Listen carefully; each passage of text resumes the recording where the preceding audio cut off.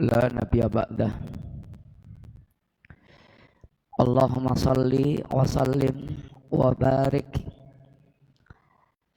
ala nabiyyikal mustafa wa ala alihi wa sahbihi wa man tabi'ahum bi ihsanin ila yaumiddin wa ba'du. Al-Ustaz Al-Fadhil Ustaz Permana hafizallahu ta'ala dan para asatidzah al-fudhala, bapak-bapak, ibu-ibu, ikhwan dan akhwat, hadirin semuanya, baik yang di dalam masjid maupun yang di luar masjid, yang mudah-mudahan Allah Subhanahu wa taala senantiasa mencurahkan keberkahan kepada kita semuanya. Hari ini Bapak Ibu, ikhwan dan akhwat sekalian, kita berkumpul di sini sama-sama dalam rangka untuk mengambil fawaid, mengambil faidah-faidah, khususnya tentu yang berkaitan dengan faedah keimanan kita dan faedah agama kita. Kalau ngaji itu memang enaknya lendet-lendet sandaran itu. Tapi yang terbaik itu kalau Nabi ajarkan itu ngumpul. Karena majelis yang ngumpul keberkahannya akan jauh lebih banyak dibandingkan mencar-mencar. Enak sih sebetulnya lendetan sana, lendetan sini, sandaran-sandaran. Tapi kalau bisa, ikhwan sekalian, bisa lebih mendekat ngumpul. Termasuk di antara adab majelis adalah bagaimana kita bisa lebih merapat untuk berkumpul. Kata Nabi ada 3 orang yang mereka itu hadir di mendatangi majelis. Yang pertama semangat banget, lalu mengambil posisi yang terbaik, duduk di depan, dia sangat semangat. Fa'awah, dia sangat menyambut banget, welcome banget dengan majelis itu. Yang kedua fastah, ya malu-malu, duduk di belakang. Dia bergabung di majelis tapi di belakang-belakang. Yang ketiga, begitu lihat majelis pulang lagi atau melengos pergi, kayak merasa enggak butuh. Kata Nabi, untuk yang pertama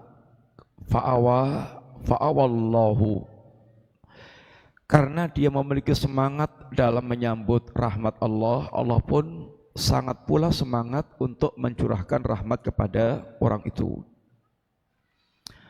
Yang kedua, dia fastahyallahu, dia pun malu-malu tapi tetap dia bergabung di majelis itu. Allah pun juga malu-malu memperlakukan buruk tentunya kepada hamba ini. Karena al-jaza min jinsil amal, balasan Allah sesuai dengan amal yang dia lakukan. Yang satu lagi fa'a'radallahu anhu, karena dia berpaling, Allah pun berpaling dari hamba ini. Tentu ini yang paling celaka, sehingga Bapak sekalian, ikhwan dan akhwat, tentu kita kalau suruh milih, berusaha untuk milih yang terbaik. Semuanya pasti pilihan itu berusaha untuk milih yang terbaik, seandainya kita bisa. Sehingga mudah-mudahan kita berkumpul dan kita berusaha untuk berharap keberkahan Allah yang lebih banyak, maka kita bermajelis di majelis ini.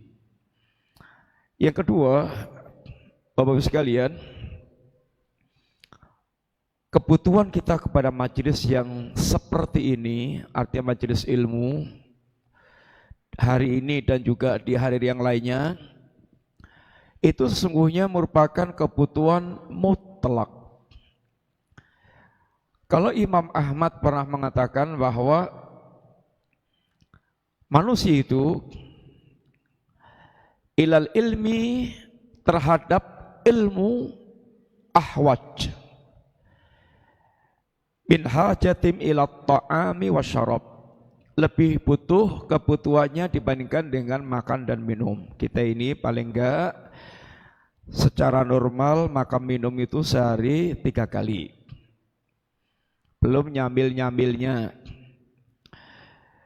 Kenapa kata Imam Ahmad?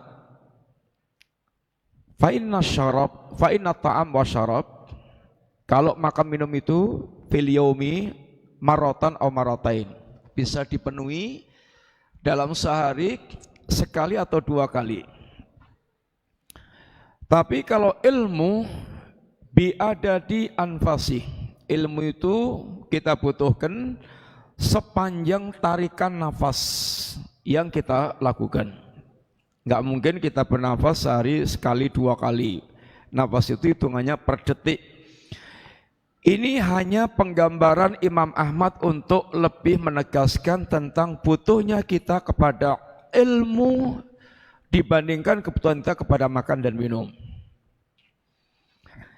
Karena sungguhnya kehidupan kita ada istilah hayatul jasad, kehidupan jasad kita, yang itu kebutuhannya adalah makan dan minum. Tapi di sana ada hayatul qulub, kehidupan hati, itu yang hanya akan bisa terpenuhi dengan dia mengenal risalah Allah Subhanahu wa taala. Dan yang dianggap hidup itu adalah kehidupan hati. Orang tidak akan dianggap hidup kecuali yang hidup adalah hatinya. Oleh karena itulah Allah Subhanahu wa taala menyebut orang-orang kafir itu dengan ungkapan amwatun ghairu ahya. Mayit-mayit yang tidak memiliki kehidupan. Atau minta maaf, kalau seandainya ngotot hidup, kata Allah, ulaika kal an'am bal hum adall. Mereka itu seperti binatang ternak, bahkan lebih sesat dibandingkan dengan binatang ternak. Bapak Ibu, kawan-kawan sekalian, paling enggak Allah Subhanahu wa taala menyebut risalah itu dengan 3 ungkapan yang menunjukkan tentang mutlaknya kita, kebutuhan kita kepada risalah ini. 1, dengan ungkapan ar-ruh, dengan ungkapan ar-ruh. Sebagaimana Allah Subhanahu wa taala katakan, wa kadzalika auhayna ilaika ruhan min amrina. Demikianlah kami wahyukan kepada engkau ya Muhammad ruh dari kami. Wahyu yang Allah wahyukan kepada beliau, Allah ungkapkan dengan istilah ruh. Sebagaimana kita tahu bahwa jasad kita ini hanya akan hidup ketika mulai ditiupkan ruh ke dalam jasad. Kalau dalam ilmu biologi, maka atau dari informasi yang disampaikan oleh wahyu, janin itu hanya akan mulai ada kelihatan ruh setelah itu bulan keempat. 40 hari pertama dalam keadaan nutfah, 40 hari kedua dalam keadaan alaqah, 40 hari ketiga dalam keadaan ini mudghah, 40 berapa hari ya kawan? 120 hari, 4 bulan. Lalu Allah baru memerintahkan malaikat untuk meniupkan ruh dan mencatat beberapa takdir yang Allah perintahkan untuk dicatat. Baru mulai ada kehidupan. Hati kita juga demikian. Ada ruh kehidupan hati, yaitu ruh risalah. Sehingga yang paling hidup hatinya manusia, yang paling mengenal risalah Allah,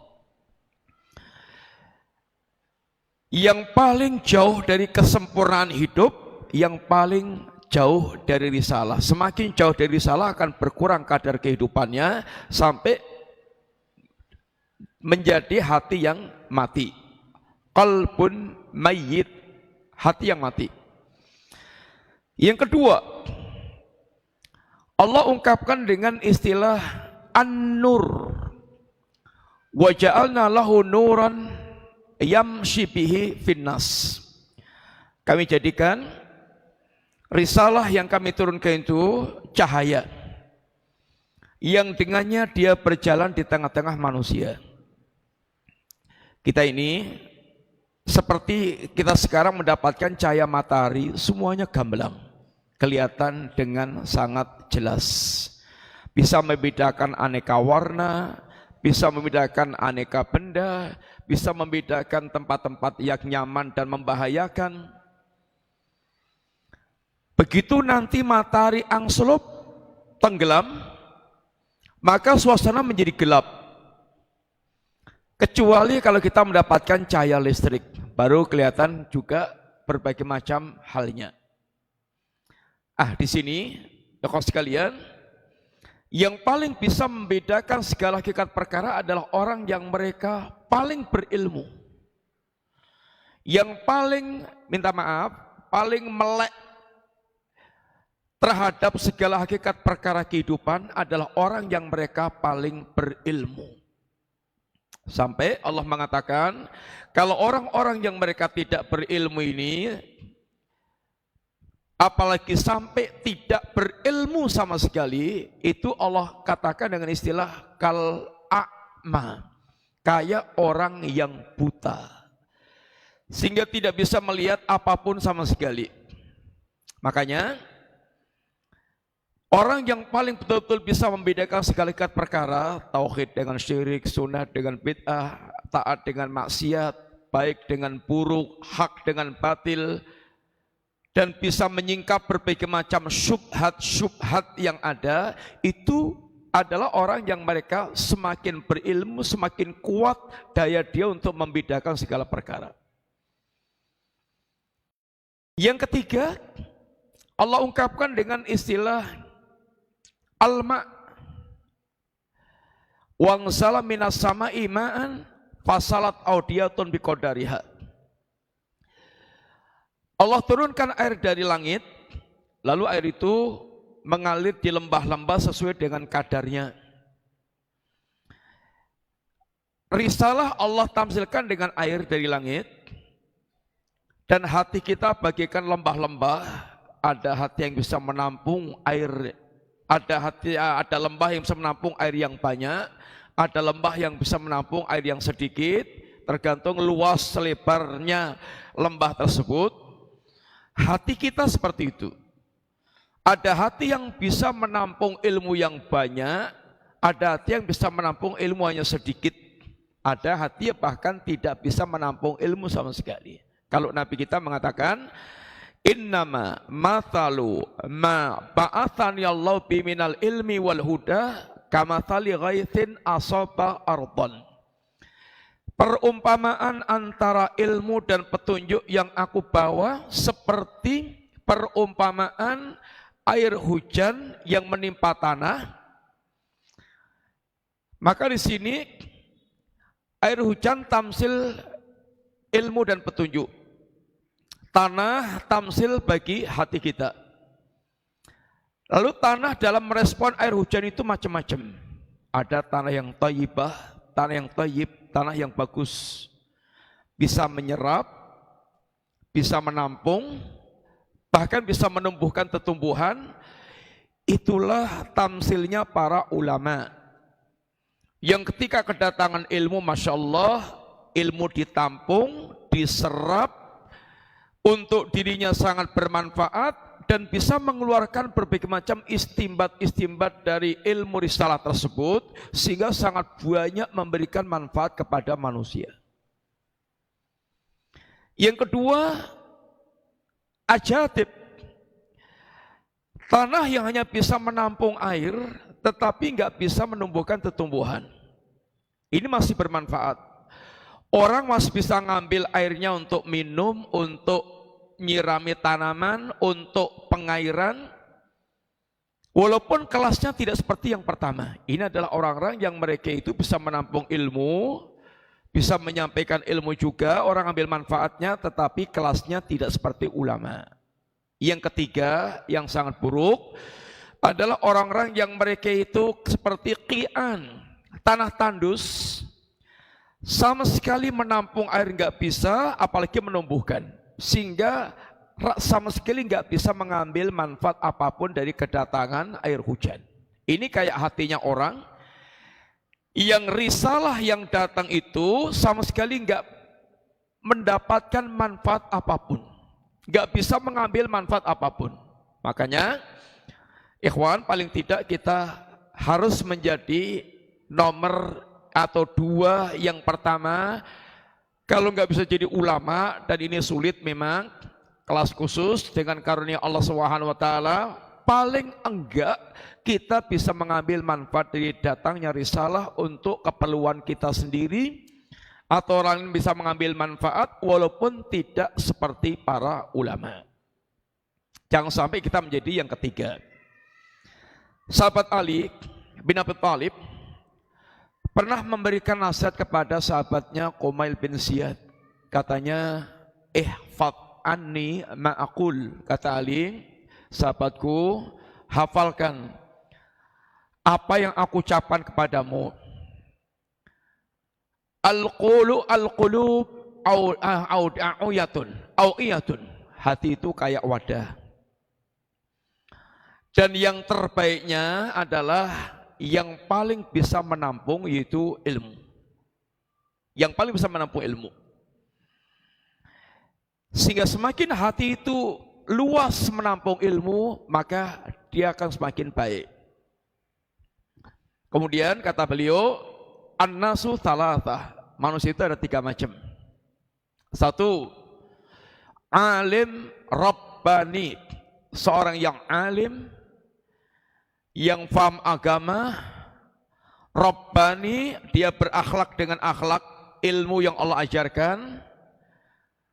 Dan Rabbani, dia mentarbiyah manusia, mendidik manusia. Murabbi, kayak petani yang mengawal tanaman dari bibit sampai kemudian tumbuh berkembang, mendidik manusia dengan tahapan-tahapan dari yang ringan sampai kemudian yang berat-berat, mengajarkan ilmu pada manusia dan mengawal manusia untuk tumbuh berkembang menjadi pohon yang kokoh.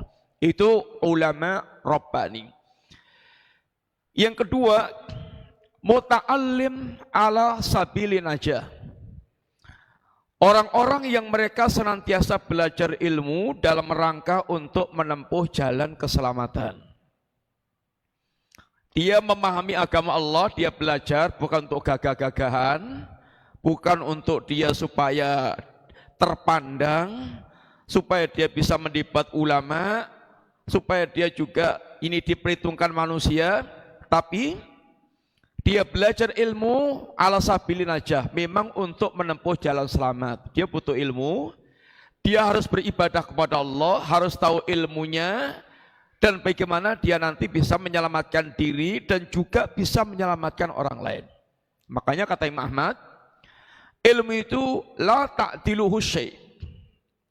Ilmu itu enggak ada tandingnya. Keutamaan ilmu enggak ada tandingnya. Kapan itu? In sahhat niyatuh. Kalau dia belajarnya dengan niat yang benar, maka keutamaan ilmu enggak ada tandingnya. Ilmu ini akan mengangkat pemiliknya, sehingga praktek yang ada di tengah-tengah kehidupan diantaranya, walaupun khalifah, itu kalau membutuhkan ilmu mesti harus duduk di hadapan para ulama. Walaupun ulama ini adalah bekas budak, orang rendahan, tapi ilmunya telah mengangkat dia ke derajat yang sangat tinggi. Atha bin Abi Rabah, itu kalau melihat fisiknya itu kayak burung unta, jelek, hitam, gembrot, jelek. Tapi Khalifah Abdul Malik bin Marwan dan anaknya harus menghinakan diri, duduk antri untuk bertanya kepada Atha bin Abi Rabah, sehingga sang khalifah harus dia mengantri, duduk untuk menunggu fatwanya Atha bin Abi Rabah. Maka Allah telah mengangkat Atha bin Abi Rabah dengan ilmunya, dan inilah yang dikatakan oleh Nabi dengan ungkapan, yaitu innallaha yarfa'u bihadzal kitab aqwaman wa yadha'u akharin. Allah akan mengangkat dengan kitab ini satu kaum dan merendahkan yang lainnya, kaum yang lainnya. Yang pertama adalah ulama Rabbani, kedua muta'alim ala sabili najah, yang ketiga hamajun, ri'aun, atba'u kulli na'iq, yamiluna ma'a kulli rihin, wala yastati'una binuril ilmi, wala yalja'una biruknin wathiqin. Yang ketiga gembel, yang dia hanya elailu, ikut-ikutan, anut grup yuk. Dia hanya condong kemana arah angin itu bertiup. Dia tidak bercahayakan dengan cahaya ilmu dan tidak bersandarkan dengan sandaran yang kokoh. Ini kelompok terbesar dari kalangan manusia. Bapak Ibu, ikhwan dan akhwat yang dirahmati Allah Ta'ala, kita tidak ingin jadi kelompok yang ketiga ini.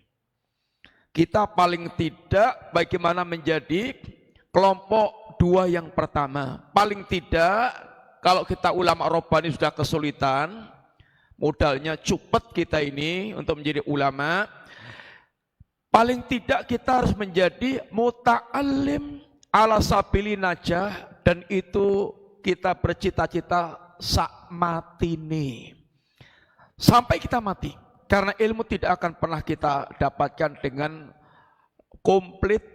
Kata Allah, wa fauqa dzi ilmin alim, di atas orang yang berilmu itu ada yang lebih berilmu lagi, sampai mentoknya kepada Allah al-alim. Maka kita tidak boleh ya ini berhenti belajar dan harus terus berusaha untuk belajar. Kebutuhan kita di dunia ini banyak macam-macam, tapi Allah tidak mengajarkan nabinya untuk meminta tambahan kecuali ilmu. Rabbi zidni ilman, ya Rabb tambahkan kepadaku ilmu. Yang menunjukkan tentang ilmu sesuatu yang sangat kita butuhkan dan paling penting dalam kehidupan kita.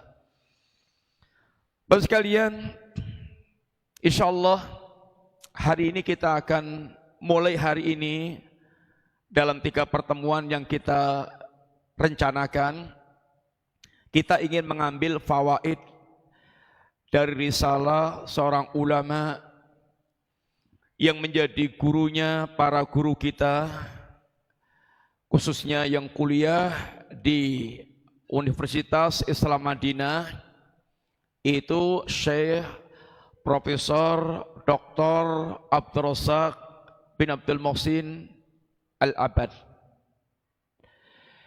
Satu di antara risalah beliau adalah Ashrun Mujibatun Linajah, 10 jalan keselamatan. Risalah ini tentu mengambil risalahnya para ulama, sesuatu yang sangat memberikan manfaat buat kita. Kata Nabi, al-barakatu ma'a akabirikum, keberkahan kalian akan bersama dengan, keberkahan kalian adalah bersama dengan ulama kibar kalian. Selama kita punya perhatian dengan ilmu dan ulama, itu alamat kebaikan. Ketika kita kurang perhatian dengan ilmu dan ulama, bahkan tidak perhatian dengan ilmu dan ulama, maka ini alamat keburukan. Kata para ulama, rusaknya agama kita dengan 3 hal penting. Rusaknya agama kita dengan 3 hal yang sangat penting. 1, qillatul ilmi, sedikitnya ilmu. Sedikitnya ilmu. Sebetulnya tidak mengapa ilmunya sedikit, artinya memang kita tidak ada di antara kita yang mengaku ilmunya sudah kayak lautan, bahrul ulum. Bahkan para ulama yang ilmunya sudah seperti lautan, hampir tidak ada yang mereka itu mengeklaim bahwa ilmu mereka sudah sangat meludak, turah-turah, berlimpah ruah. Enggak ada.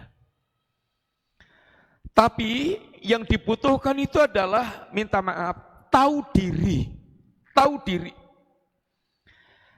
Ketika orang itu menyadari ilmunya cepat, sedikit, maka dia selalu membutuhkan ulama yang di atasnya. Kewajiban kita adalah fas'alu ahla dzikri in kuntum la ta'lamun. Tanyalah kepada ulama kalau kalian tidak tahu. Sejarah, ikhwan, firaqud dhalah, kelompok-kelompok yang sesat yang ada itu, pasti mereka ini memisahkan diri dari ulama. Pasti. Khawarij, yang dikatakan oleh Nabi dengan ungkapan kila bunar, anjing-anjingnya neraka. Kalau lihat ibadahnya, Masya Allah, kata Nabi kepada para sahabat, tahkiruna salatakum ma'a salatihim wa siyamakum ma'a siyamihim. Kalian para sahabatku, akan memandang ibadah kalian, salat kalian, puasa kalian, itu enggak seberapa kalau dibandingkan dengan salat dan puasanya orang-orang Khawarij. Sehingga mereka sangat terkenal ahli ibadah. Tapi mereka ini orang-orang yang Nabi katakan, kalau saya ketemu mereka, akan saya berangus qatla adin seperti Allah memberangus kaum Ad, membinasakan kaum Ad. Karena buruknya dan ngerinya penyimpangan mereka. Khawarij ini di antara pemikiran rusaknya adalah takfirul muslimin, mengkafirkan kaum muslimin. Mengkafirkan kaum muslimin. Bahkan yang dikafirkan tidak tanggung-tanggung. Sahabat Ali bin Abi Thalib, sahabat Muawiyah bin Abi Sufyan, yang dua-duanya adalah sahabat yang dijamin jannah dan memiliki keutamaan khusus berkaitan dengan dua sahabat ini, dan yang mengikuti keduanya sehingga kalau dikumpulkan kira-kira 100.000 itu dikafirkan dalam pandangan Khawarij, dan tingkahnya sangat mengerikan.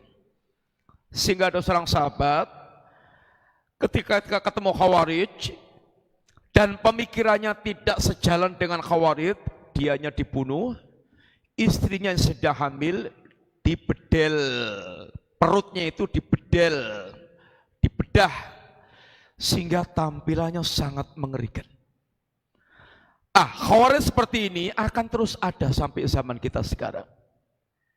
Satu diantaranya adalah mereka sufahaul ahlam.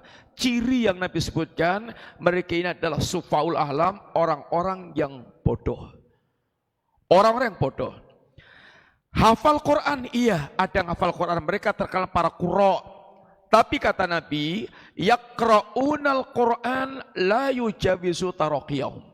Mereka membaca Quran, menghafalkan Quran, tapi enggak melewati tulang tenggorokan mereka, alias tidak masuk ke hati, alias tidak mereka fahami dengan baik. Makanya di antara kebodohan orang-orang Khawarij itu, pernah Ibnu Abbas dialog bersama dengan mereka orang-orang Khawarij, mewakili sahabat Ali. Ibnu Abbas menghadapi orang Khawarij dalam penampilan pakaiannya bagus. Pakaiannya bagus. Sehingga kehadirannya dicela oleh orang Khawarij yang pakainya nampak kelus, kelihatan zuhud, sehingga mencela Ibnu Abbas yang tampilannya sangat perlinti, bagus.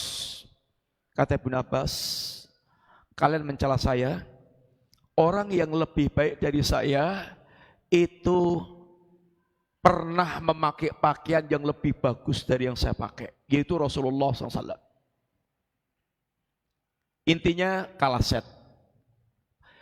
Kebodohannya telah mencela apa yang pernah dilakukan oleh Nabi. Kemudian kata Ibnu Abbas, wahai orang-orang Khawarij, sebelum dialog, kata Ibnu Abbas, tidak ada seorang pun sahabat Nabi yang bersama dengan kalian. Alias tidak ada seorang ulama pun yang bersama dengan kalian.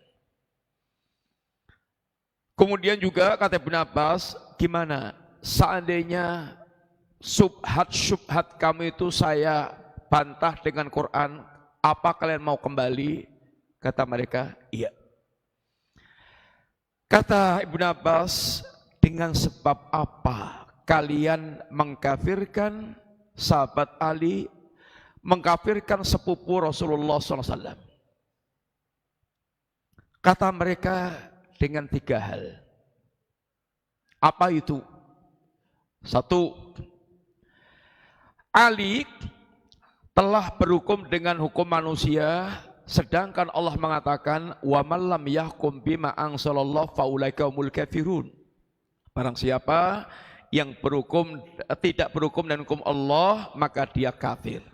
1. Yang kedua, Ali merangi Aisyah tapi tidak menawannya dan tidak mengambil ghanimahnya. Harusnya kalau dia perangi, ditawan dan diambil ghanimahnya. Yang ketiga, Ali melepaskan gelar Amirul Mukminin. Kalau tidak Amirul Mukminin berarti Amirul Kafirin.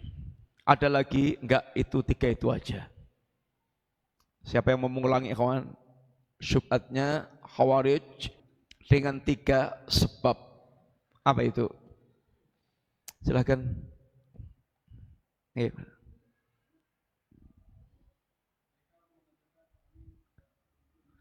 Iya, mereka katakan Ali tidak berhukum hukum Allah Ta'ala. Kedua,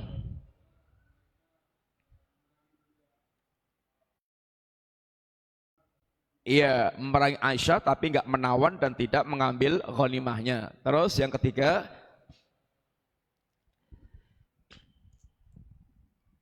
Ali melepaskan gelar, iya, kalau enggak ambil mukminin berarti ambil kafirin. Kata Ibnu Abbas, ada lagi? Enggak, itu aja. Gimana kalau saya bantah dengan ayat Quran, kalian akan mau kembali? Iya, kata mereka. Mulailah satu persatu dibantah oleh Ibnu Abbas. Apa atau bagaimana ceritanya Ali dikatakan tidak berhukum dengan hukum Allah atau berhukum dengan hukum manusia sehingga dikafirkan? Muawiyah dan Ali ingin berunding setelah sekian lama, yaitu berperang. Ali mengutus Abu Musa al-Ash'ari. Muawiyah mengutus Amru ibn al-As. Berunding mencapai kesepakatan. Maka Khawarij langsung keluar dari kelompoknya Ali dan bahkan kemudian memberontak dan mengkafirkan Ali. Ali telah berhukum dengan hukum manusia. Kata Ibnu Abbas, beliau sebutkan ayat. 1 yang berkaitan dengan larangan ihram. Orang ketika sedang ihram, larangannya apa ya akhwan diantaranya? Berburu. Barang siapa yang dia berburu waktu ihram, dendanya diserahkan pada 2 orang untuk memutuskan, ada orang adil di situ untuk memutuskan apa dendanya itu. 1. Yang kedua, ayat yang berkaitan dengan suami istri yang hampir cerai. Maka diperintahkan mendatangkan hakim dari pihak perempuan, hakim dari pihak laki-laki suruh berunding untuk menentukan nasib kedua insan yang akan berpisah ini. Kata Ibnu Abbas, wahai Khawarij, kalau darah kelinci itu Allah memerintahkan untuk 2 orang memutuskan dendanya. Lebih maslahat mana? Urusan darahnya muslimin ketika mereka 2 kelompok muslimin yang berperang dan pasti akan bertumpah darah di antara kedua kelompok tersebut. Untuk urusan darah muslimin lebih penting mana? Urusan darah muslimin dengan urusan darah kelinci. Tentu lebih urgent, lebih penting urusan darah kaum muslimin. Terbantahkan. Kalau dua orang insan yang mau cerai, mau pisah, bagaimana caranya bisa gadok dan bisa kembali rukun dengan cara bagaimana berunding dua hakim itu, lebih urgent mana? Ini bertikainya dua kelompok besar kaum mukminin. Lebih besar mana maslahatnya kembalinya dua kelompok muslimin dengan dua orang yang mereka hampir cerai? Tentu lebih besar maslahatnya dua kelompok kaum muslimin. Singkatnya, mereka terbantahkan dengan ini syubhat yang pertama tersebut. Kalian setuju? Ya, mereka oke, setuju. Yang kedua sekarang, mereka Ali memerangi Aisyah tetapi tidak menawan dan tidak mengambil ghanimah. Wahai Khawarij, siapa yang berani menawan ibunda Aisyah? Lalu siapa yang berani menjadikan sebagai budak, lalu dia gauli sebagaimana pergauli budak tawanan perang? Kalau ada yang berani menawan Aisyah dan jadikan budak untuk dia kemudian gauli sebagaimana budak-budak umumnya, berarti dia tidak menganggap Aisyah sebagai ummul mukminin. Tidak menganggap Aisyah sebagai ummul mukminin, kafir. Kafir. Sehingga mereka ada di antara dua dilema.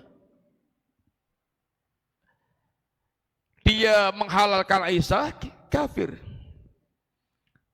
Berarti tidak menganggap dia sebagai ummul mukminin. Sepakat? Sepakat. Yang ketiga, Anda bilang Ali melepaskan gelar Amirul Mukminin, berarti kalau begitu Amirul Kafirin. Wahai Khawarij, orang yang lebih baik dari Ali pernah melepaskan gelar Rasulullah, tetapi beliau tetap Rasulullah. Kapan itu? Di waktu perjanjian Hudaybiyah. Suhail, perwakilannya orang Quraisy, saya nggak mau ada ucapan Muhammad Rasulullah. Kalau saya mengaku Muhammad Rasulullah, nggak ada lagi, ya ini permusuhan, selesai urusannya. Kami nggak mau. Kalau mau tulis saja Muhammad bin Abdillah. Nabi turunkan gelar Rasulullah dan beliau tetap Rasulullah karena beliau ingin mencapai perdamaian dengan Quraisy. Maka Nabi tanggalkan gelar Rasulullah dan beliau tetap Rasulullah. Ali juga demikian. Semangatnya ingin berdamai karena Muawiyah itu tidak akan mau berdamai kecuali Ali menanggalkan gelar khalifah. Karena Muawiyah tidak akan membaiat Ali kecuali sudah diselesaikan dulu darahnya Utsman, yaitu memerangi orang-orang mereka membunuh Utsman. Tapi Ali nggak bisa sekarang, masalahnya rumit. Nanti kalau sudah kondusif, Muawiyah nggak bisa. Sampai akhirnya perang. Maka Muawiyah hanya ingin berdamai dengan Ali kalau Ali melepaskan gelar Amirul Mukminin. Ali lepaskan gelar itu. Dengan demikian seluruh syubhat telah terbantahkan. Seluruh syubhat telah terbantahkan. Tetapi tidak semua Khawarij kemudian mau kembali kepada ini kaum muslimin. Sebagian besar kembali kepada kaum muslimin, tapi sebagian mereka tetap di atas manhaj Khawarijnya. Ini yang menunjukkan bagaimana qilatul ilm yang ada pada orang Khawarij. Yang mereka memisahkan dari para ulama. Contoh kedua.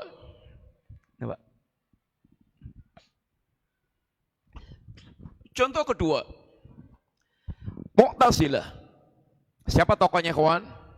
Mu'tazilah, tokohnya siapa? Tokoh Mu'tazilah, siapa tokohnya? Siapa? Mu'tazilah tokohnya siapa? Wasil bin Atha. Wasil bin Atha ini dulunya adalah muridnya Al-Imam Al-Hasan Al-Basri. Kemudian dia punya pemikiran yang berbeda dengan gurunya. Dia nyempal. Maka dikatakan i'tazala wasil. Wasil telah nyempal. I'tizal.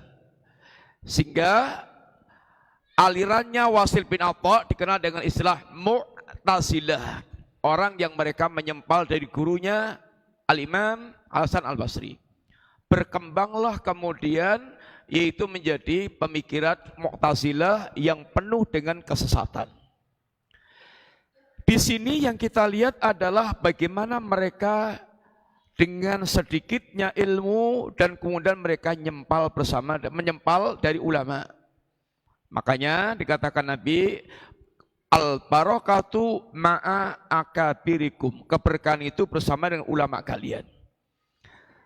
Termasuk ciri khas gerakan-gerakan sampai akhir zaman, ketika mereka sudah berani mencela ulama, memisahkan dari ulama, bahkan mencaci maki ulama, maka mereka pasti akan masuk ke lorong-lorong kesatan. Karena lurusnya kita itu dengan ilmu, dan ilmu itu ada pada para ulama. Ketika kita menghindari ilmu, pasti yang akan kita ikuti hawa, nafsu, dan kebodohan kita. Itu pasti. Itu pasti. Oleh karena itulah, yang merusak agama ini yang pertama qilatul ilmi, sedikitnya ilmu. Kita semuanya orang yang sedikit ilmu, tapi harus tahu diri, kita harus senantiasa bersama dengan para ulama. Bukan taklid, tapi bagaimana senantiasa dalam bimbingan para ulama. Yang kedua, su'ul fahmi, jeleknya pemahaman. Jeleknya pemahaman. Apa standarnya jeleknya pemahaman? Singkatnya, buruknya pemahaman itu ketika pemahamannya menyelisihi pemahaman para sahabat dan para ulama yang mengikuti jejaknya para sahabat, karena mereka standar pemahaman yang kita diperintahkan untuk mengikuti, yaitu jalannya para sahabat Nabi Rasulullah alim jami'an. Kalau kita ini harus meniti jejaknya manusia, itu tentu pilihan kita akan kita jatuhkan mengikuti orang yang terbaik. Pasti. Bagaimana kita mengikuti manusia terbaik? Para sahabat Nabi, kebaikan mereka telah disaksikan Allah dan disaksikan Rasulullah SAW. Dan kalau Allah yang menyaksikan kebaikan para sahabat Nabi, nggak akan salah. Sampai kiamat nggak akan salah. Kenapa ya kawan? Ketika Allah yang memuji para sahabat Nabi dan Rasul yang memuji para sahabat Nabi, pasti tidak akan salah sampai kiamat. Nggak akan keliru pujiannya itu. Tapi kalau kita yang memuji, boleh jadi sering keliru. Kenapa? Kalau pujian Allah SWT itu pasti nggak akan keliru. Silakan ya kawan. Kenapa? Pujian Allah nggak akan pernah salah, nggak akan keliru. Dan di sini Allah memuji para sahabat Nabi. Kenapa? Kalau Allah memuji nggak mungkin salah, nggak mungkin keliru. Silakan. Apa kira-kira jawabannya?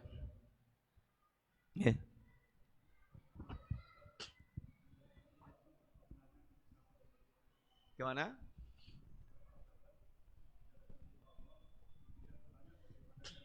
Enggak.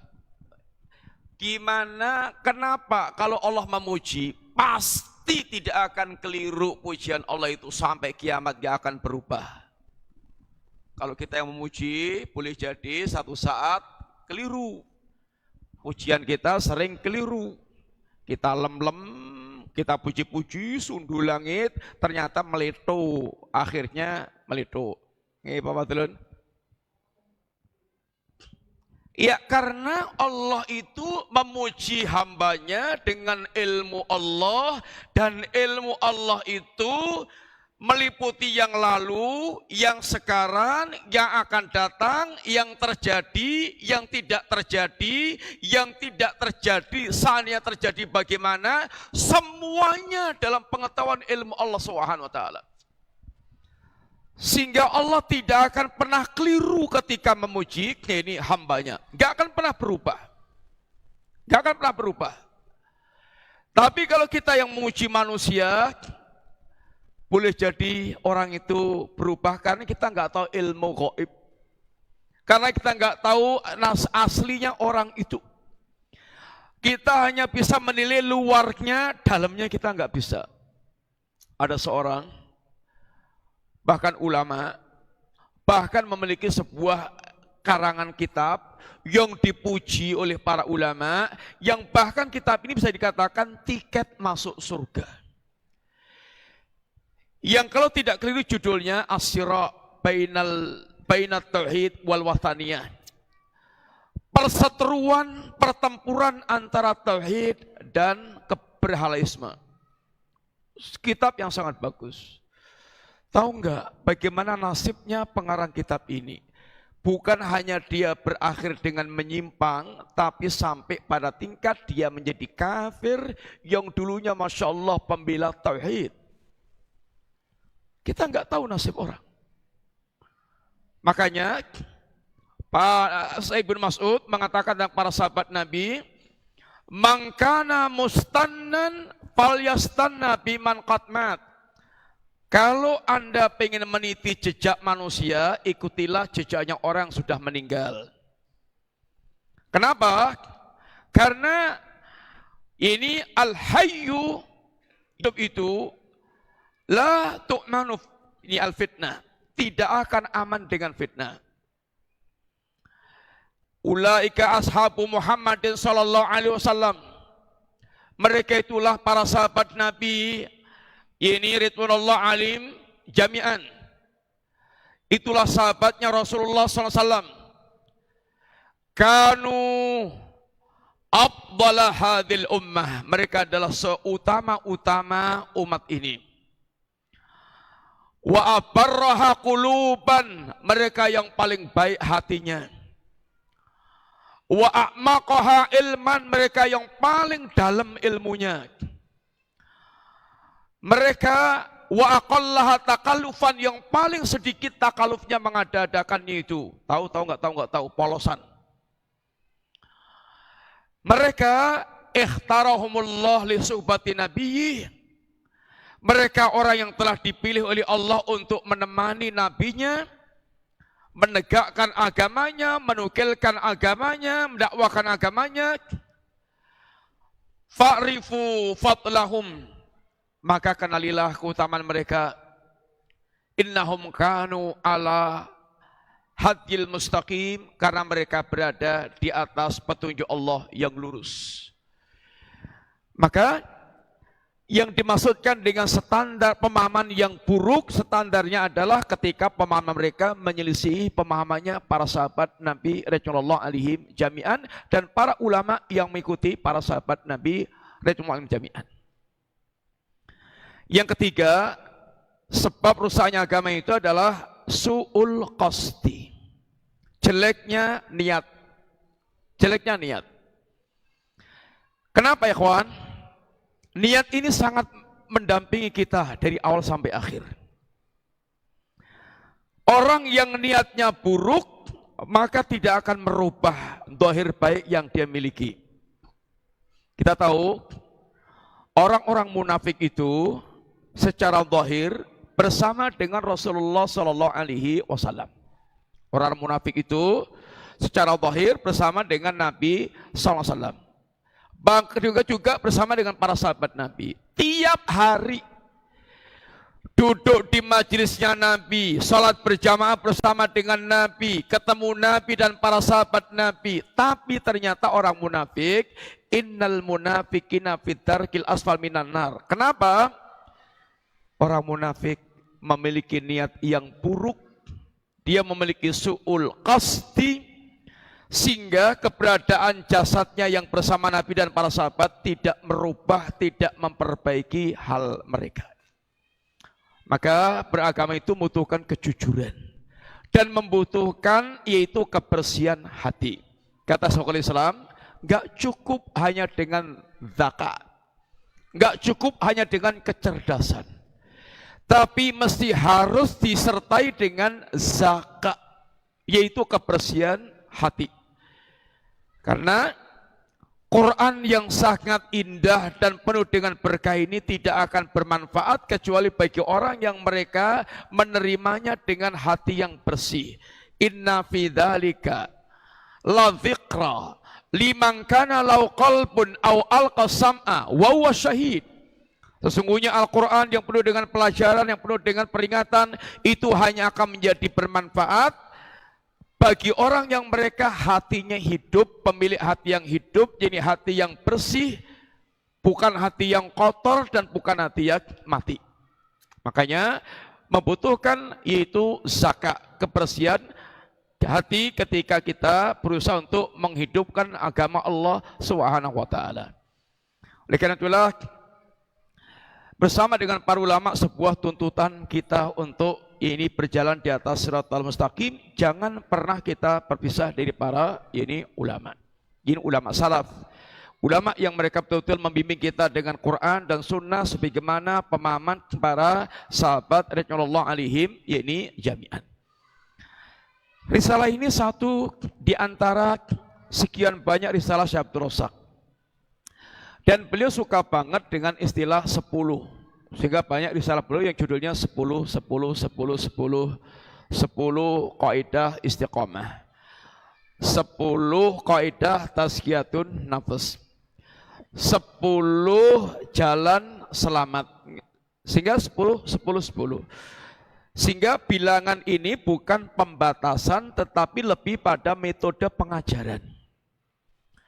Satu di antara metode pengajaran itu untuk lebih gampang diingat adalah dengan menyebutkan bilangan 3, 5, 7 dan Nabi juga seperti itu di antaranya cara beliau mengajar. Contoh, salatun ada 3 perkara, salatun muhlikat wa salatun munjiyat. 3 hal yang membinasakan dan 3 hal yang menyelamatkan. Sab'atun 7. Tentu tadi 3 tadi yang membinasakan bukannya 3, semua dosa itu pembinasa dan jumlahnya 70-an lebih. Tapi beliau menyebutkan 3, ini bukan pembatasan, ini adalah di antara metode pengajaran supaya orang cepat nangkap. 3 berarti 1, 2, 3 cepat diingat. Sab'atun yudhilluhumullah fi dhillih yauma la dhilla illa dhilluh. Ada 7 kelompok yang Allah lindungi saat tidak ada perlindungan kecuali perlindungan Allah Subhanahu wa taala. 7. Ternyata dikumpulkan nas-nasnya semuanya yang mendapatkan perlindungan Allah bukan hanya 7. Sehingga bilangan penyebab 7 bukan pembatasan. Hamsun 5 perkara.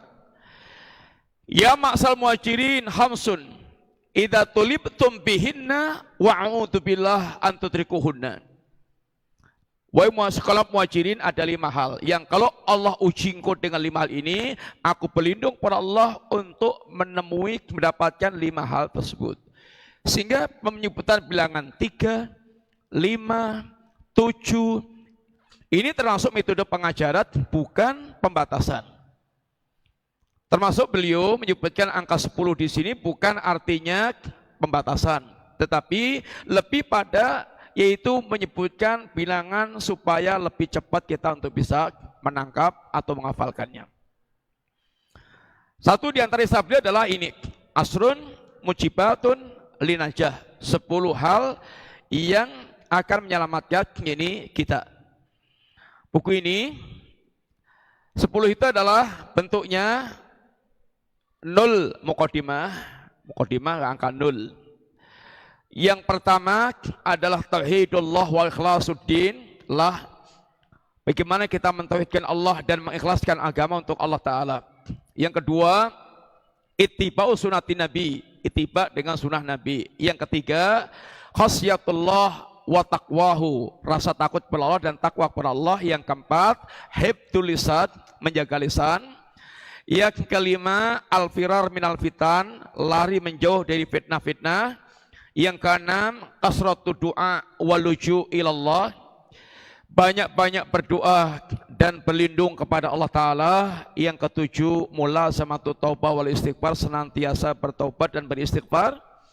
Yang kedelapan, al-hadru minal ujub minal usbi wal ikhtirar, mewaspadai sikap ujub dan ketertipuan. Yang kesembilan, tadzakurul hisab wal wuquf baina yadayillah, itu mengingat-ingat saat kita berdiri di hadapan Allah.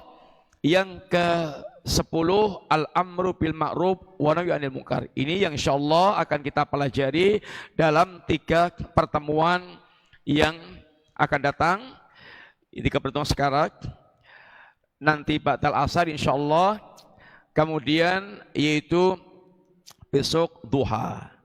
Mudah-mudahan Allah berikan taufik kepada kita untuk bisa menyempatkan waktu duduk sebentar menyimak nasihat para ulama kita. Mudah-mudahan menjadi bekal yang terbaik untuk kehidupan kita.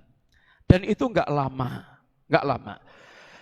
Ikhwan dan akhwat, Bapak Ibu sekalian, Nabi pernah daurah, mau dibilang daurah ya daurah, dibilang taklim ya taklim.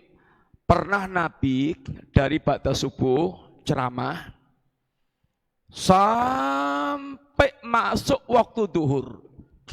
Nabi turun mimbar, sholat, berikutnya naik mimbar lagi, ceramah lagi sampai asar. Sholat asar, turun mimbar, sholat asar, selesai, naik lagi mimbar, ceramah lagi sampai maghrib. Alimahu man alimahu, alimahu man alimahu, wa jahilahu man jahilahu. Alimahu, ia taulah orang yang tahu, ingatlah orang yang ingat, dan tidak tahulah orang tidak tahu, lupalah orang yang lupa. Yang bisa mengingat-ingat pelajaran yang Nabi sampaikan dari ba'da subuh sampai angsup matahari, maka mereka orang betul-betul bisa menampung ilmu yang sangat Masya Allah. Nabi bicara ibaratnya kehidupan dari A sampai Z, dari ba'da subuh sampai angsup matahari. Bayangkan, Nabi pernah sepanjang itu bicara di depan para sahabat, dan sahabat bisa antusias mengikuti apa yang disampaikan Nabi, sehingga hafidhahu man hafidhahu, hafalah orang hafal, wa nasyahu man nasyahu, yang lupa-lupa. Kita ini juga seringnya begitu, kalau kita dengar ceramah, sak jam saja, nggak tahu yang tertampung berapa, nggak tahu. Hudzaifah termasuk orang yang Masya Allah bisa menampung sangat banyak apa yang Nabi ini sampaikan. Makanya mudah-mudahan 3 pertemuan ini ya kita tidak merasa capek, apalagi dilet-let atau di jeda-jeda, nanti jeda sebentar istirahat, makan-makan, minum-minum, kemudian baru lanjut lagi. Yang efektifnya juga ceramah kita paling 1,5 jam umpamanya sekitar gitu, sehingga mudah-mudahan kita bisa bersabar untuk mengikutinya. Latihan duduk agak sedikit lama, latihan duduk agak sedikit lama. Mudah-mudahan Allah Subhanahu wa taala memberkahi ini kita semuanya. Kalau nongkrong di kafe, ada nggak yang bisa duduk 2 jam? Hah? Walah hanya 2 jam, mbok 5 jam, sampai penjaga kafenya bosen. Kok sak cangkir kopi 5 jam, ngentek-ngentek ke internet. Tapi orang bisa menikmati sampai 5 jam duduk di situ untuk menikmati kopi. Mudah-mudahan kita juga bisa betah walaupun waktu yang sangat sebentar. Bapak Ibu sekalian, ikhwan dan akhwat yang rahmati Allah, mari kita simak. Nanti antum bisa buka, ada PDF-nya juga. Mudah-mudahan antum bisa nyimak dan mengikutinya sehingga lebih bisa ngambil faedah. Risalah ini diawali beliau dengan Bismillahirrahmanirrahim. Sebuah kebiasaan para ulama untuk mengawali risalah dengan basmalah. Bismillahirrahmanirrahim. Ini pakai break enggak, Ustaz? Ada kopi breaknya enggak? Bablas gitu ya. Ya majanan gratis ya, maksudnya ya sudah pokoknya dengarkan aja sampai selesai, nggak ada kopi break, nggak apa-apa insyaallah. Yang penting hatinya menikmati. Bismillah ini, kalimat basmalah ini adalah kalimat yang para salaf menjadi kebiasaan para salaf untuk mengawali dengan basmalah. Menyebut nama Allah yang Maha Rahman, Maha Rahim, terkumpul 3 nama Allah besar, Allah Ar-Rahman Ar-Rahim. Mengawali dengan basmalah ini niatnya, tujuannya satu, iqtidaan bi kitabillah, dalam rangka untuk mencontoh Rasulullah SAW, mencontoh Al-Quran. Yang Al-Quran diawali selalu suratnya dengan Bismillahirrahmanirrahim, kecuali surat At-Taubah. Yang kedua, iqtidaan bila Rasulillah, mencontoh Rasulullah Sallallahu Alaihi Wasallam. Nabi kalau ngirim surat kepada para raja, pernah ke Heraklius, ke Raja Persia, Raja Romawi, kemudian raja-raja sekitar Arab dan Jazirah Arab, Nabi mengawali suratnya dengan Bismillahirrahmanirrahim. Kemudian Nabi juga ketika membuat perjanjian, di antaranya perjanjian Hudaybiyah juga dengan Bismillahirrahmanirrahim, walaupun diprotes oleh orang Quraisy, enggak mau. Yang saya kenal kalau mau tulis Bismillahi Allahumma, dia kenalnya Allahumma, Allah. Kalau Ar-Rahman Ar-Rahim saya enggak kenal kata mereka. Nabi turuti. Ali suruh menghapus, Ali hapus, ganti aja Bismillahi Allahumma. Alinya males, enggak mau. Nabi tunjukkan mana Ali, ditunjukkan oleh Ali, dihapus oleh Nabi, diganti Bismillahi Allahumma. Kemudian yang ketiga, lil isti'anah, dalam rangka untuk minta tolong kepada Allah Ta'ala. Ikhwan, kita adalah hamba yang dhaif, hamba yang lemah, dan Allah Subhanahu wa Ta'ala mengatakan kita ini adalah hamba yang fakir, dhaif, fakir, kiri. Wa khuliqal insanu dhaifan, diciptakan manusia itu dalam kondisi lemah. Ya ayuhan nas, antumul fuqara'u ilallah, wallahu wal ghaniyul hamid. Wahai manusia, kalian adalah hamba-hamba Allah yang fakir, yang kere. Nabi kita mengajarkan, jangan pernah Anda bisa merasa mandiri, tidak bersandar kepada Allah, walaupun hanya dengan sekejap mata. Ada zikirnya pagi sore yang Nabi ajarkan pada kita, yang mana kira-kira ikhwan? Supaya kita tidak merasa bisa berdiri sendiri atau mandiri lepas dari Allah walaupun sekejap mata. Supaya kita total mutlak bergantung kepada Allah Ta'ala. Yang mana zikirnya? Silakan angkat tangan. Nih mas. Nih.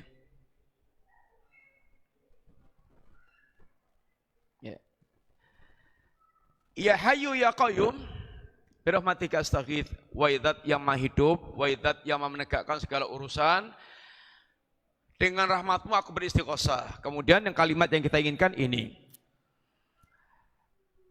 itu aslih li sya'ni kullah wala takilni ila nafsi tarfata ain.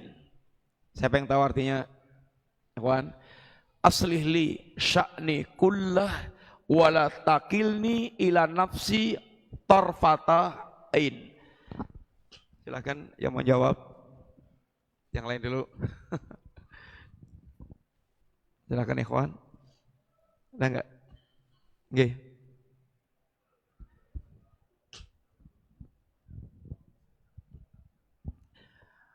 Allahumma aslih li sya'ni kullah. Ya Allah, perbaikilah segala urusan hidupku. Kita ini punya urusan kita dengan Allah, kita dengan hamba Allah.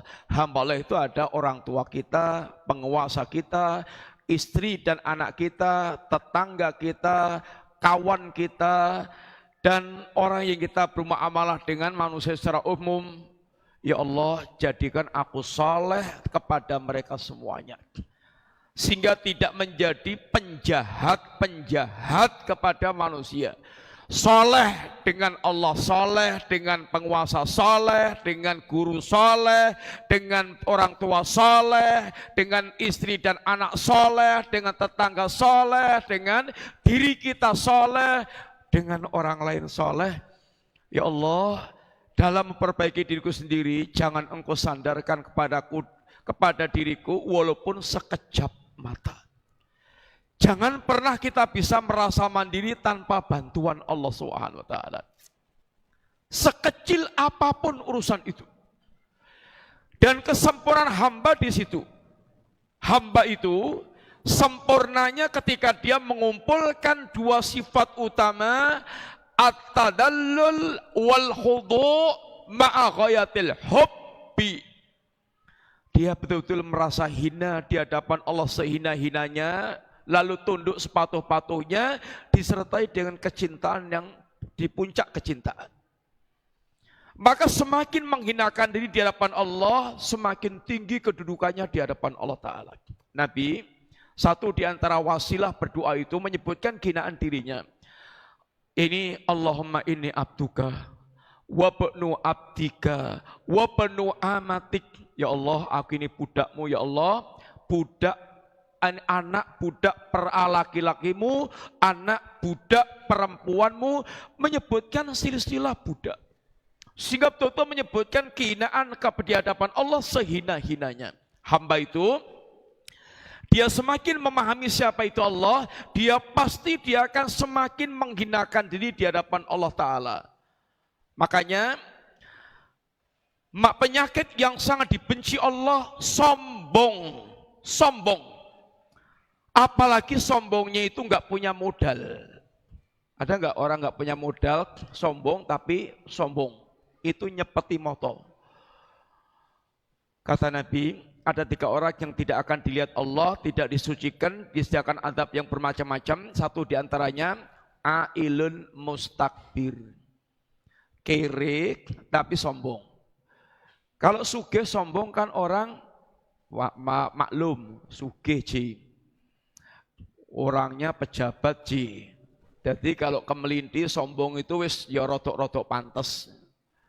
Tapi ini kere sombong. Enggak punya modal sombong tapi dia nyombong. Itu nyepeti motonya itu berlipat-lipat. Makanya hamba yang paling mulia, hamba yang paling merendahkan di hadapan Allah SWT. Dan hamba itu semakin paham siapa itu Allah, dia akan semakin menghinakan diri di hadapan Allah Ta'ala. Maka tidak ada hamba yang lebih sempurna dibandingkan dengan Rasulullah SAW. Kemudian hamba itu yang paling tunduk dan patuh kepada Allah Ta'ala. Sehingga selalu sami'na wa ta'na. Kalau Jogja itu ada istilah abdi dalam. Keraton, abdi dalam. Ciri khas abdi dalam apa ya kuat? Ada enggak ya orang Jogja? Ciri khas abdi dalam apa itu? Pertama, merasa hina di depan raja. Mbok ya bupati itu kalau sowan Sri Sultan itu ngesot. Tahu ngesot enggak? Ngesot. Ya apa itu sowan dodok. Marak sowan Sri Sultan dodok ngesot. Ya ngesot tahu enggak? Apa bahasa Indonesia ngesot? Berjalan dengan duduk dan menuju ke arah sang raja, ngesot. Sebagai simbol memang dia adalah abdi dalam. Yang kedua, abdi dalam itu cirinya apa? Sendiko dawuh. Sendiko dawuh. Tahu enggak sendiko dawuh? Apa? Sami'na wa ta'na. Apa yang jadi dawuhnya Sultan, sendiko. Enggak ada abdi dalam ngeyelan, enggak ada abdi dalam ngeyel, dicutat, dicoret, digajul dari kelompok abdi dalam. Itu abdi dalam. Kita ini Abdullah, hambanya Allah Ta'ala. Maka hamba yang paling sempurna, hamba yang memiliki ciri ini. Mengawali dengan bismillah itu ikhwan adalah untuk lil isti'anah. Kita minta kepada Allah agar Allah membantu kita. Maka Nabi katakan, laulallah, seandainya bukan karena Allah, mahtadaina wala sallaina wala sumna, seandainya bukan karena Allah kita tidak akan mendapatkan petunjuk, kita tidak akan sholat, kita tidak akan puasa.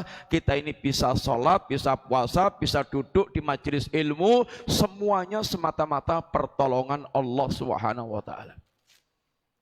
Maka hendaknya kita tidak pernah lepas untuk isti'anah kepada Allah, dan ucapan bismillah itu memiliki makna lil isti'anah. Yang keempat, lit tabarruk, dalam rangka untuk tabarruk, talabul barokah, mencari keberkahan. Mencari keberkahan. Apa itu berkah? Berkah adalah kasratul khair, wasubutul khair, waziyadatul khair. Berkah itu banyaknya kebaikan, tetapnya kebaikan, bahkan berlimpah ruahnya kebaikan.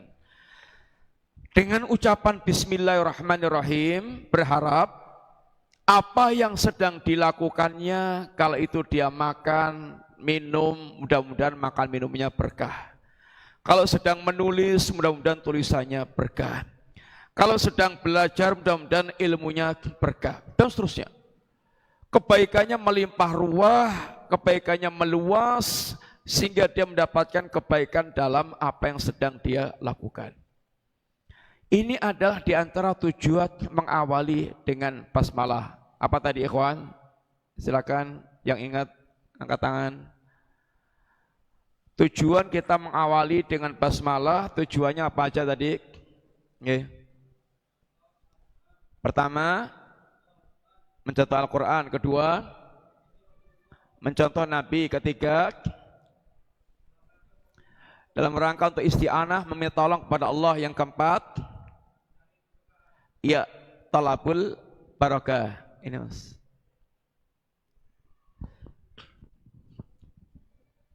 Kemudian beliau membuka risalahnya dengan yaitu pujian kepada Allah.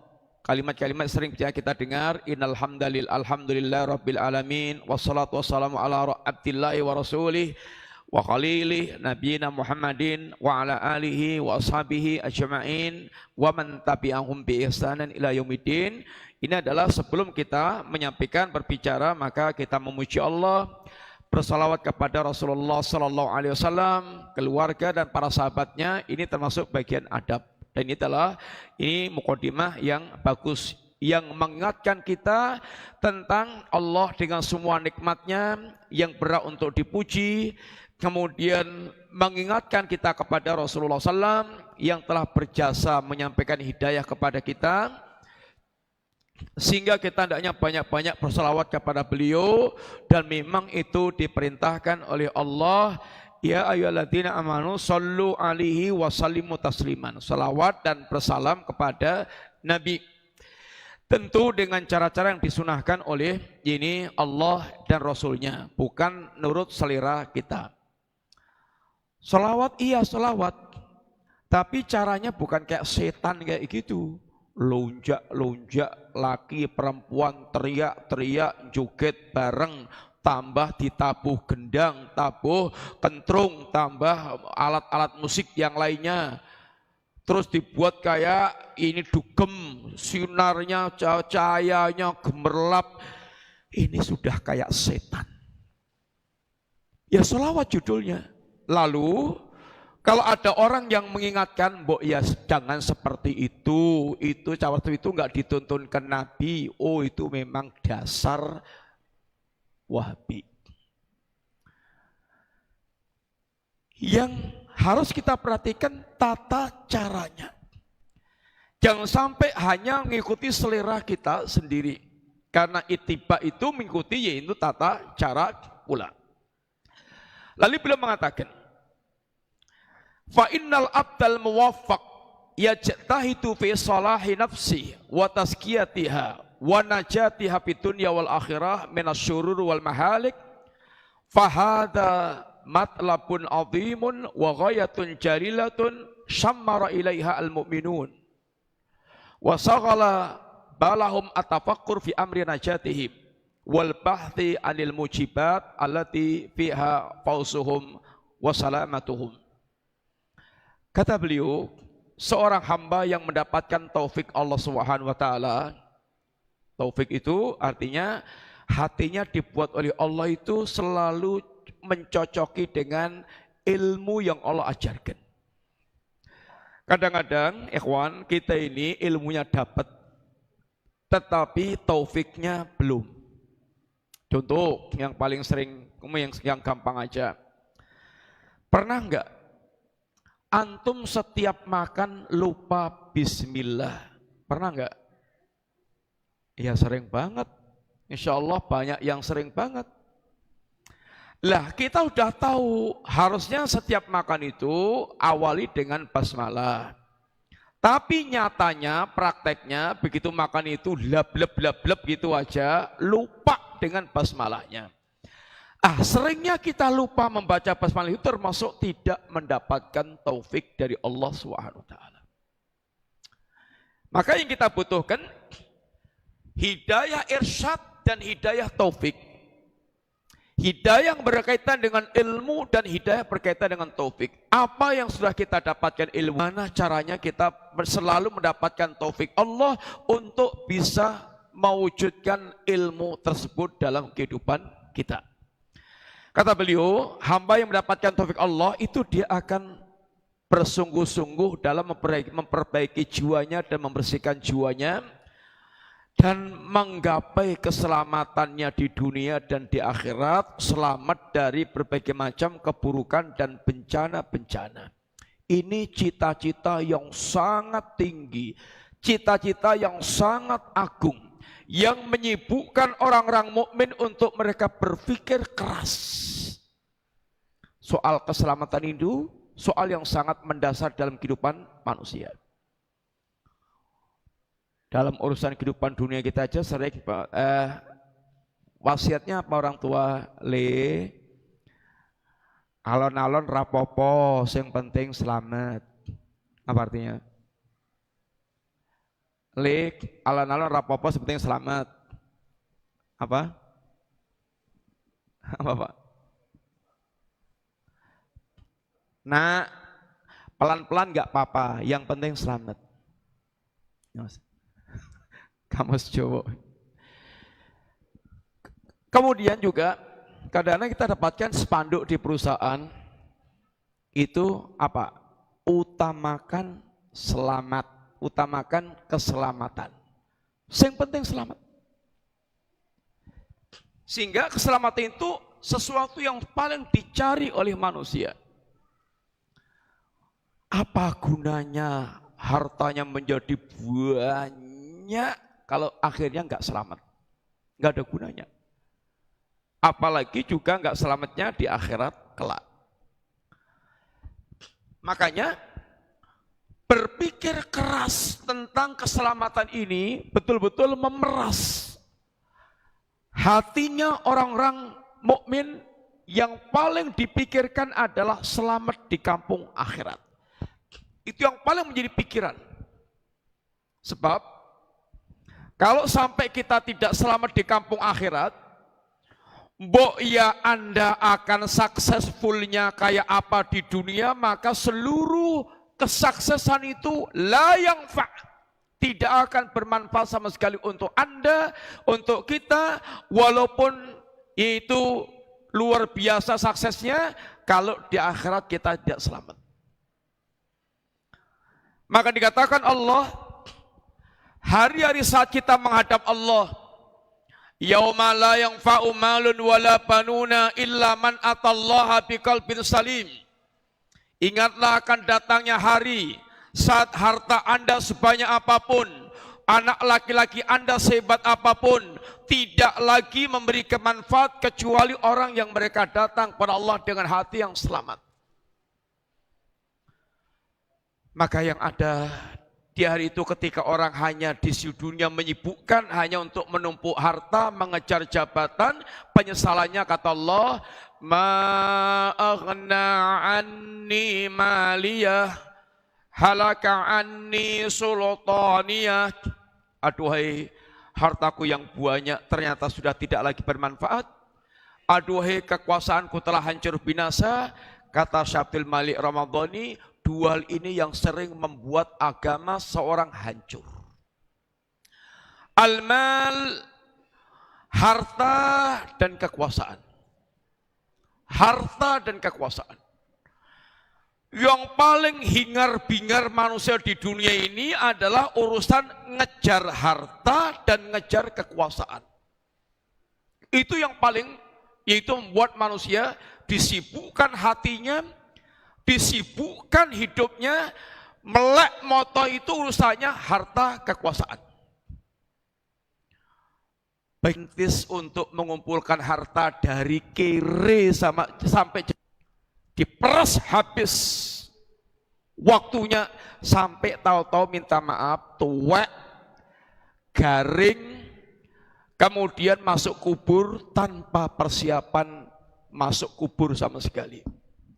Karena selama itu hanya dibuat hatinya sibuk dengan mengumpulkan harta, dan itu memakan waktu, dan dia punya target-target tulul amal 5 tahun pertama, 5 tahun kedua, 5 tahun keempat, terus punya target-target terus, tahu-tahu mati tanpa persiapan apapun menghadap Allah Ta'ala. Ini yang dikatakan oleh Nabi, oleh Allah Ta'ala, alhaakumut takatsur. Demikian pula orang yang mereka ambisius dengan kekuasaan. Ngerintisnya itu, karir politiknya itu jadi ketua RT. Ambisi lagi jadi ketua RW.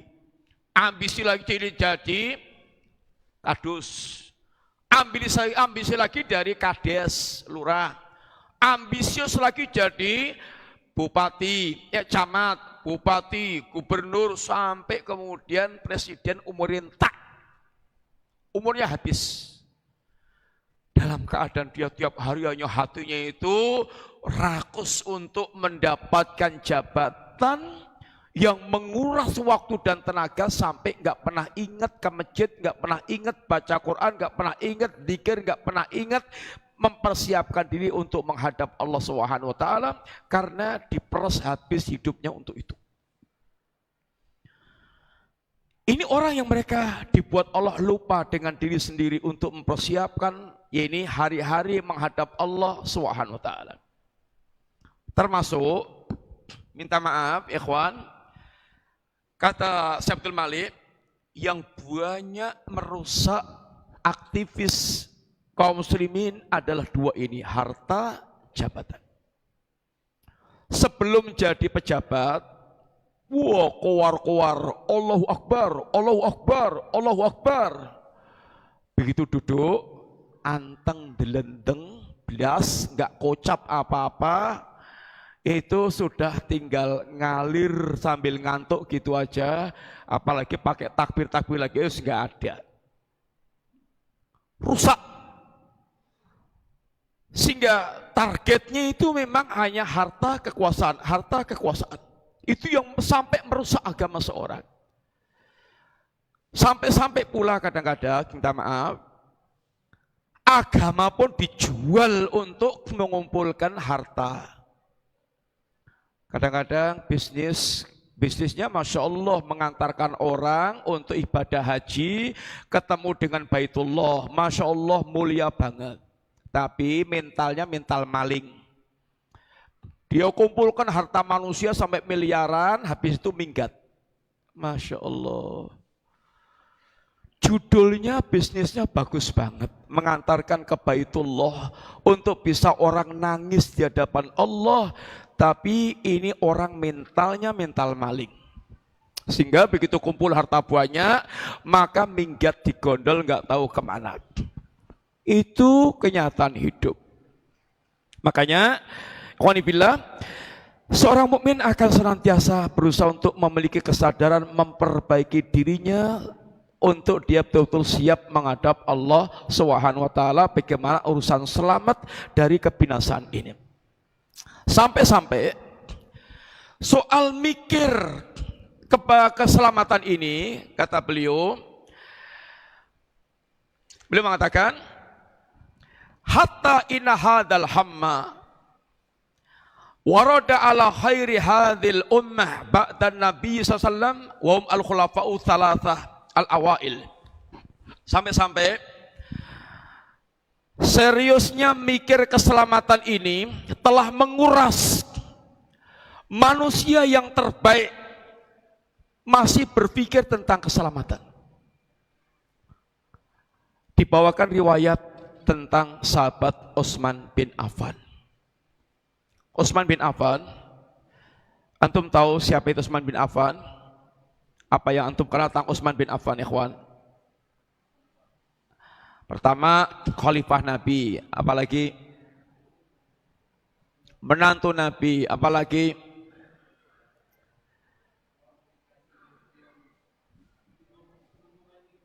Dzunurain, ya menantu dan Dzunurain. Terus apa lagi? Yang jelas pertama Utsman sahabat Nabi, keutamaan yang tidak bisa digapai oleh siapapun. Kedua, Utsman menantu Nabi. Bahkan 2 kali menikahi putri Nabi sehingga dikenal dengan Dzunurain. Yang ketiga, Utsman khalifah Nabi. Yang ketiga setelah Abu Bakar As-Siddiq, setelah Umar bin Khattab. Yang keempat, Utsman di antara utamanya adalah orang yang Nabi katakan Utsman fil jannah, Utsman itu di surga. Kalau kira antum udah dinas gitu, ya ini fulan di surga, terus gimana? Ayo layah-layah tinggal kekep dengkul, sengko mlebu surga. Tapi enggak, Utsman enggak begitu. Bahkan Utsman dikatakan Nabi, saking banyaknya harta yang telah dia keluarkan di jalan Allah, ma dharra Utsman ba'da hadzal yaum. Tidak akan membahayakan Utsman hartanya setelah hari ini. Ikhwan, tapi Utsman masih sangat serius berpikir keselamatan. Berapa harta Utsman yang sudah dia keluarkan di jalan Allah Ta'ala, enggak terhitung. Tapi yang bisa dilihat rekapannya umpamanya dibayangkan, satu, Utsman pernah membeli sumur rumata yang dikuasai Yahudi, dibeli untuk dihadiahkan kepada kaum muslimin yang harganya itu 20.000 dinar. 1 dinar itu 4, sekian gram emas, sehingga kalau 20.000 dinar berapa? 1 gramnya berapa harganya sekarang, ikhwan? Emas, anggapnya 1 juta. 1 juta kali 4 berapa? 4 juta. 4 juta kali 20.000 berapa? Berapa? 4 juta kali 20.000 berapa? Angkat tangan. Antum matematikanya berapa dulu? 4 juta kali 20.000 berapa? 80 miliar. Banyak atau sedikit? Iya tentu banyak. Dihadiahkan untuk muslimin gratis. Yang kedua, Utsman pedagang besar, pernah datang dengan barang dagangan di atas 1.000 unta. Banyak nggak 1.000 unta itu? Kalau diparkir dari Masjid Al-Ikhlas, berapa panjangnya kira-kira 1.000? Dawa banget. Di atas 1.000 unta ini semuanya barang dagangan. Para tengkulak sudah siap untuk membeli barang dagangan Utsman, tapi Utsman tidak jual kecuali kepada yang memberikan keuntungan 10 kali lipat, 700 sampai 700 kali lipat, sampai lipatan yang tidak terhingga, alias dijual kepada Allah, alias digratiskan pada muslimin dengan mengharap pahala dari Allah Ta'ala. Yang ketiga, kira-kira kalau tadi barang dagangan di atas 1.000 unta tadi nilainya berapa kira-kira? Ambo taksir sendiri. Sekarang yang ketiga, perang Tabuk. Tabuk itu tempatnya dari Madinah jauh banget, antara 700 sampai 800 kilo. 700-an kilo. 700 kilo itu medan mana, ikhwan? Medan mana? Medan Aceh berapa kilo? Medan Aceh berapa kilo, Pak? Nggak tahu, belum pernah ngukur juga. Ya, pokoknya ini jauh. 700 ratusan kilo. Artinya, kalau perjalanan itu panjang, mesti biayanya membengkak. Lebih-lebih saat itu dikatakan dengan Yaumul Usrah, hari yang sangat sulit. Paceklik, kemudian panas ngentak-ngentak, panas banget, terik matahari, membuat orang malas, sehingga betul-betul orang masih serba kesulitan untuk dia membiayai keberangkatan perang. Utsman urun, Utsman ikut nyumbang, sumbangannya 1, unta 940 unta. Banyak enggak? Ya banyak banget. 940 unta. 60 kuda. Kemudian 1000 dinar. Kalau diemaskan kira-kira 4,250 kilogram emas. 4 kilo seperempat emas. Kira-kira kalau di total berapa itu? Emasnya 4 kilo. Kudanya 60, untanya 940. Banyak enggak? Kita ini nyumbang 1 motor bekas saja kadang enggak pernah. Ini Utsman nyumbangnya segitu. Makanya Nabi katakan harta Utsman tidak lagi membahayakan dia setelah ini. Biasanya kalau orang itu semakin berharta, itu semakin dia lupa diri.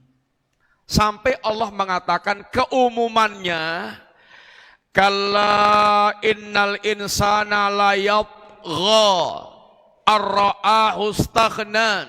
Ketahuilah manusia itu betul-betul sangat kurang ajar, la yatgha. Kapan itu seringnya terjadi? Ar-ra'ahu istaghna, ketika mereka sudah merasa kaya. Minta maaf, yang sering hadir di masjid-masjid sholat jamaah, ikut taklim, itu rata-rata para konglomerat atau konglomerit. Yang mana ikhwan? Ya bisa dibaca sendiri. Ya ada yang kaya-kaya itu ke masjid, ya ada. Tapi rata-rata yang sering ke masjid itu, ya kelasnya kelas menengah ke bawah. Yang dungone masih dowo karena cik butuh karo Gusti Allah. Nanti kalau udah jualan bakso laris, buka cabang-cabang lagi di mana-mana. Yang dulu duduk betah banget duduk di masjid, sekarang nggak pernah duduk di masjid, duduknya di kursi kasir. Dikirnya 1.000, bukan lagi subhanallah walhamdulillah wala ilaha illallah. Ini kebiasaan manusia. Dulu iktikafnya di masjid, sekarang iktikafnya di kafe-kafe. Duduk situ khusyuk sampai berjam-jam. Dulu Masya Allah tawaduk banget, sekarang sudah the have, sehingga sudah beda lagi, ini gaya penampilan dan hidupnya. Ini seringnya harta mengantarkan manusia betul-betul tambah kurang ajar kepada Allah Ta'ala.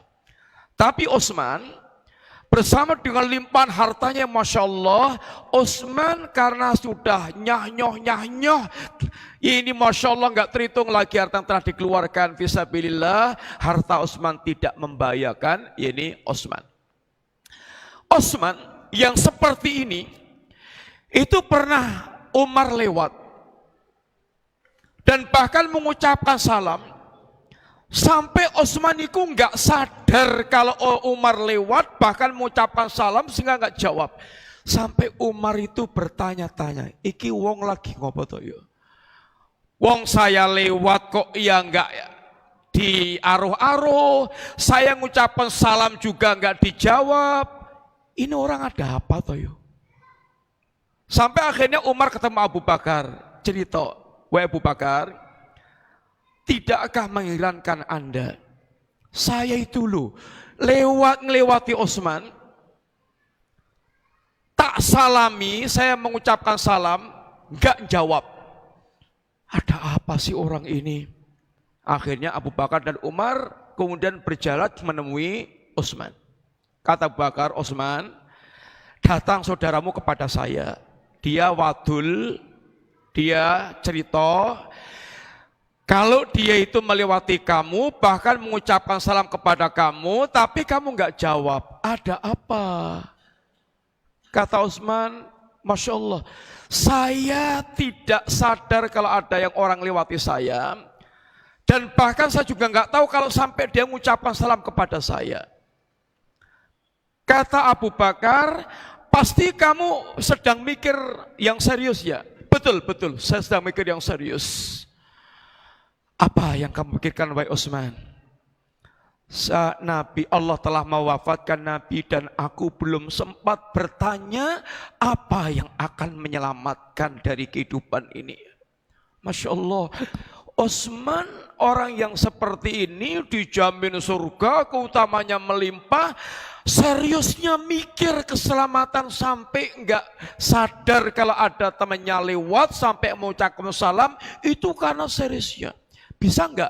Antum sedang konsentrasi seperti itu, kemudian sampai enggak sadar ada temannya lewat, bahkan mengucapkan salam. Bisa enggak? Sangat bisa. Alhamdulillah, pertanyaannya,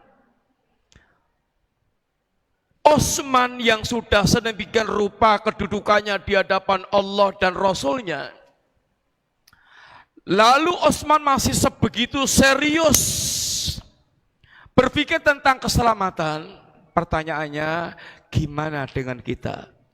Siapa kita? Dan pernah enggak kita ini berpikir tentang keselamatan? Maka beliau dalam mukadimahnya mengingatkan pada kita dengan sebuah syair, mabalu dinika tarda antu dan nisahu wa thawbuka dhahra makshulun minad danas tarjun najata walam tasluk masalikaha inna safinata la tajri alal yabas. Kata beliau, bagaimana tentang agama Anda? Kok sampai Anda ridho agama Anda itu kotor, menjadi cacat, menjadi meletak, menjadi kucel dengan berbagai macam kotoran-kotoran itu. Sedangkan baju kamu itu setiap ada kotoran nempel dikit dicuci sehingga tampilannya bersih terus sepanjang waktu. Anda menginginkan keselamatan tapi tidak menempuh jalannya. Ketahuilah, perahu atau kapal itu tidak bisa berjalan di atas daratan yang kering. Artinya, kalau kita ingin selamat, tempuhlah jalan keselamatan.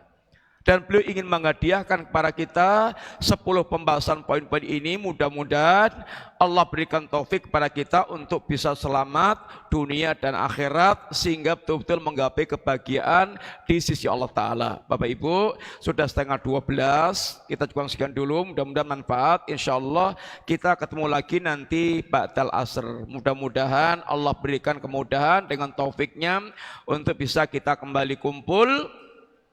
Seandainya nggak ada yang kembali satu orang, saya juga tetap akan ngisi sampai ya ini jadwalnya. Mudah-mudahan kita bisa kumpul kembali. Demikian, Bapak sekalian, pertanyaan untuk menghabiskan hadiah. Pertanyaan pertama, siapa tadi nama sahabat yang super serius berpikir keselamatan? Ya, masih hangat kebul-kebul. Yang kedua, tadi siapa sahabat yang lewat mengucapkan salam kepada Utsman sampai Utsman gak sadar? Umar bin Khattab, silakan.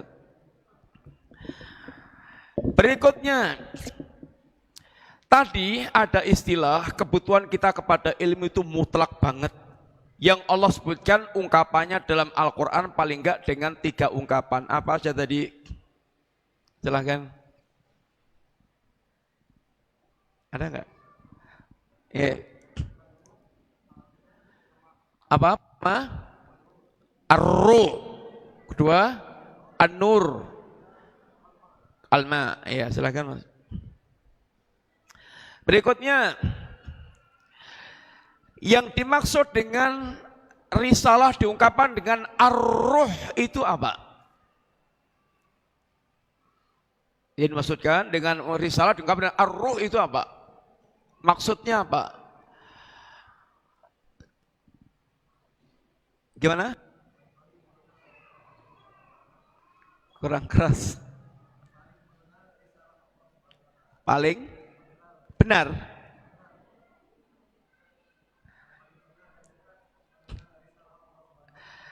Dikatakan ar-ruh itu artinya yang paling hidup hatinya itu yang paling mengenal risalah Allah Ta'ala.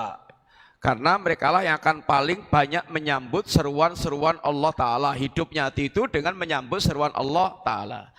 Berikutnya, ibu-ibu ada nggak? Mau nggak ditanya-tanya? Ibu-ibu sekarang, pertanyaannya gampang aja lah. Siapa nama istri Nabi yang paling gadis? Waduh, angkat tangan pokoknya silakan diambil nanti. Yang kedua, siapa istri Nabi yang pernah difitnah berzina dengan sahabat? Yang kedua nanti pokoknya bagi sendiri. Yang ketiga, siapa istri Nabi yang memiliki saudara yaitu Abdurrahman? Yang namanya istrinya, saudaranya Abdurrahman. Silakan angkat tangan. Ada jawab enggak? Yang terakhir, ibu-ibu juga ini silakan ibu-ibu. Siapa nama istri Nabi yang pernah bertanya Nabi, ada enggak hari yang lebih menyedihkan Nabi dibandingkan dengan perang Uhud? Silahkan untuk ibu-ibu itu. Jawabannya semuanya sama. Siapa? Aisyah. Itu dulu ibu-ibu, bapak-bapak, ikhwan sekalian. Antum juga butuh istirahat. Mudah-mudahan kita nanti bisa kembali kumpul. Jazakumullahu khairan. Kita akhiri dulu. Wassallallahu ala nabiyyina Muhammadin wa ala alihi wasallam. Assalamualaikum warahmatullahi wabarakatuh.